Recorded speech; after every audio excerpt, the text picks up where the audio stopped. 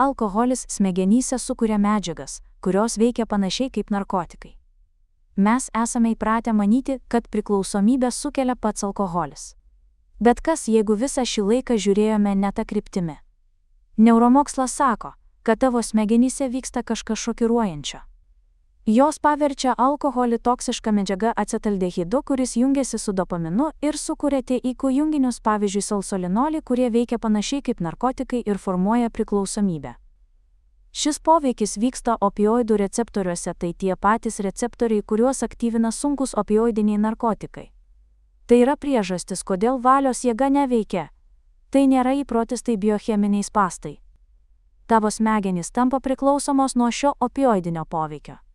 Tačiau biochemija tik pusė istorijos. Kita pusė skausmas. Alkoholizmas dažnai yra beviltiškas bandymas pasislėpti nuo realybės ir nuo savo emocijų, kurių nemokame suvaldyti. Norint nustoti vartoti alkoholį, neužtenka sutvarkyti tik kūną. Reikia sutvarkyti galvą ir išmokti jaustis gerai be cheminių pagalbininkų. Bet nuo ko pradėti? Nuo to, kas veikia. Prieš bandydama sutvarkyti mintis, atkurk jėgas kūne. Tik tada protas gali dirbti tavo naudai, o ne prieš tave.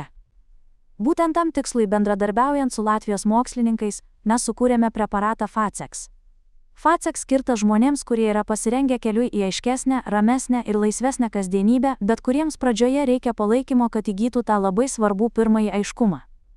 Tai nereiškia, kad preparatas išspręs gyvenimą už tave. Tačiau jis gali padėti sumažinti fizinį diskomfortą ir proto miglą bei būsenas, kurios blokuoja gebėjimą mąstyti aiškiai ir veikti tikslingai.